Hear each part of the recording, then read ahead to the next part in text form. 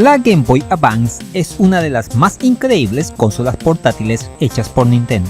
Una poderosa máquina de 32 bits que nos brindó unos muy bellos gráficos en 2 dimensiones, incluyendo increíbles adaptaciones de generaciones anteriores, como la perteneciente a los 16 bits, ya sea Super Nintendo o Sega Genesis.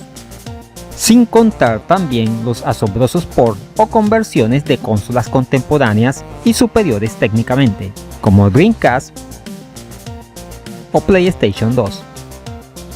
Incluso enseñando que era capaz de mostrar gráficos en 3 dimensiones, a pesar de no estar hecha intrínsecamente para ello, dejándonos literalmente asombrados de lo que era capaz de hacer esta maquinita. A pesar de ya contar con casi 2 décadas del cese de su vida comercial, la comunidad sigue manteniéndola viva, haciendo cosas como juegos nuevos o, como veremos a continuación, realizando ports o conversiones de otras máquinas, que en su momento no se pudieron hacer, ya sea porque a nadie se le ocurrió o porque se creía imposible en su tiempo. Así que hoy veremos 3 adaptaciones de juegos a la mítica Game Boy Advance, con algún extra o, como decimos por aquí, con ñapa incluida. Así que no esperemos más, sin más preámbulo, comenzamos. Empezamos con la conversión de uno de los clásicos de la época de los 16 bits, no solo videoconsolas sino también ordenadores. Y no es otro que el Another World o Out of This World, depende de qué lado del charco estés. Novedoso en su tiempo por utilizar personajes poligonales y hacer uso de la técnica rotoscopía, también usada en juegos como el Prince of Persia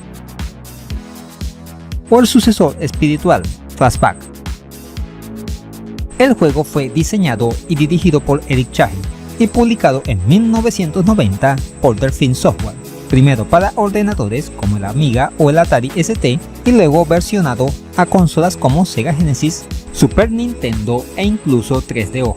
Pero pasemos a lo que nos interesa, el port a Game Boy Advance. Este fue creado por el programador Foxy, en colaboración con el creador original. Sí, el mismo Eric Chahi, el cual proporcionó toda la información referente al título en cuestión. Los gráficos son prácticamente calcados a la entrega primigenia. Misma paleta de colores, mismas animaciones, incluso las escenas cinemáticas están presentes. No se aprecian recortes de ninguna clase. La música fue totalmente remasterizada para esta versión, por lo que aprovecha el pequeño altavoz de la consola muy eficientemente.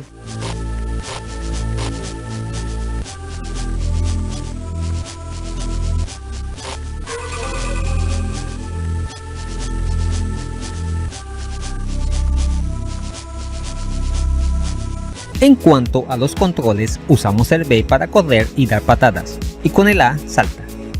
Se ha añadido un menú al presionar pausa, con el cual cambiar el brillo y el contraste, por si el modelo de Game Boy Advance que usas es el primero.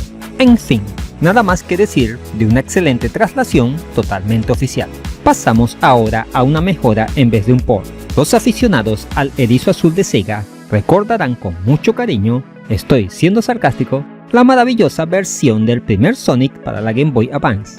Está catalogada como una de las más infames adaptaciones que se han hecho para esta consola. Si nunca lo has probado y miras capturas, pensarás que no hay nada malo en ello, pero es jugarlo y notar lo espantoso que es. Primero, el tamaño de la pantalla ha sido reducido, lo que hace recordar los Sonic 1 y 2 de la Game Gear que sufrían de lo mismo. Luego el juego va a tirones, con muchas inconsistencias en los cuadros por segundo y constantes ralentizaciones. Además, los fondos se glitchean o distorsionan de vez en cuando. Las físicas apestan, sobre todo cuando atacas a los enemigos. Sin olvidar el plano musical, con unas melodías que dan grima, totalmente cambiadas con respecto a las originales.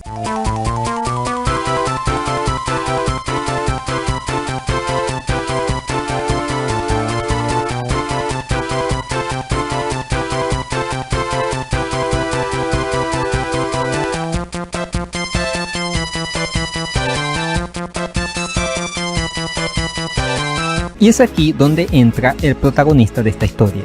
Al poco tiempo de salido esta aberración, un miembro de la comunidad de Sonic Retro llamado Steel se puso en la tarea de componer el desastre causado por la propia Sega a su querida mascota, resolviendo no solo el inconsistente frame rate, sino también las físicas del juego, eliminando casi por completo todo lo malo. También devolvió la gloria de las melodías originales, que ahora sí suenan como es debido.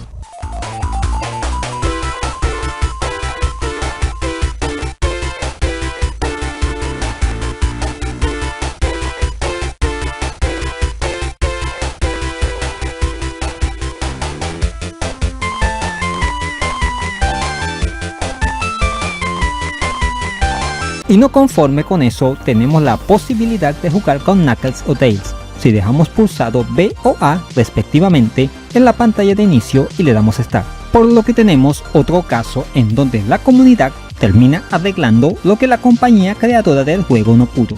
Lo siento Sega, pero en este caso desaprobaste. Y el siguiente port es más bien una demo técnica que un juego en sí, pero demuestra las capacidades 3D de la consola, siendo este un clon del legendario juego de peleas poligonal de Sega, el Virtua Fighter, siendo creado por Jim Bagley. Es verdaderamente impresionante lo parecido que es a la versión original, luciendo de forma excelente, ya que el título en cuestión no utiliza polígonos texturizados, sino planos, lo que brinda, en mi parecer, un mejor aspecto, dada la baja resolución de pantalla de la Game Boy Advance. Solo tenemos un personaje, Akira Yuki, y los movimientos son básicos, con B puño y A patada. Podemos modificar algunos parámetros al poner pausa, como quitar el tiempo, que la CPU se mueva o no, o eliminar el efecto tipo Matrix al tirar una patada. Una soberbia demostración de lo que es capaz de hacer la portátil de Nintendo. Miedo de imaginarse cómo hubiera sido este juego si se hubiera terminado. Y eso nos lleva al contenido extra, donde hablaremos de dos proyectos. Uno que pudo haber sido oficial, pero se canceló, y de otro que está en desarrollo y tiene un futuro prometedor. Hablemos del proyecto cancelado, otro título que acompañó al Virtua Fighter en su época y causó furor en los arcades, siendo un presagio de lo que se venía en materia de gráficos poligonales. Fue el famoso Virtua Racing. La historia nos cuenta que se llegó a crear un prototipo no oficial de parte de dos programadores pertenecientes a la compañía Dream On Studio, Luis Pong y Laurent Samani, para la Game Boy Advance. El juego estaba muy bien, superando holgadamente a la versión que salió en su momento para el Sega Genesis, lo que provoca más asombro tomando en cuenta el hardware donde funciona. Se ve que básicamente estaba casi todo el juego terminado, llamando la atención lo suave que se mueve. Sin embargo, llegó en mal momento, porque ya Nintendo tenía en el horizonte la Nintendo DS, por lo que Sega le dio carpetazo y se canceló, perdiéndose la oportunidad de contar con esta alucinante entrega. No se dispone de ninguna ROM hasta el momento, tan solo nos queda este video subido a YouTube por Benjamin Joris, director del proyecto, como constancia de lo que pudo haber sido. Les dejaré el enlace a su canal en la descripción por si quieren saber más detalles. Y finalizamos con un proyecto del cual hicimos una publicación hace algunos meses. Estamos hablando del Mario 64, el cual está siendo creado por Josué Barreto. Cuando lo vimos por primera vez estaba bastante crudo, solo mostrando el exterior del castillo y una flecha que representaba a Mario. Pero hace un par de semanas hemos podido ver lo bien avanzado que se encuentra, donde empieza a tomar forma tanto el personaje como los escenarios, mostrando los movimientos característicos de Mario, como su triple salto. También podemos acceder al interior del castillo y a algunas etapas. Aunque todavía queda mucho trabajo por delante, va por muy buen camino y funciona en hardware real. En conclusión, una máquina portátil que aún a día de hoy sigue sorprendiendo.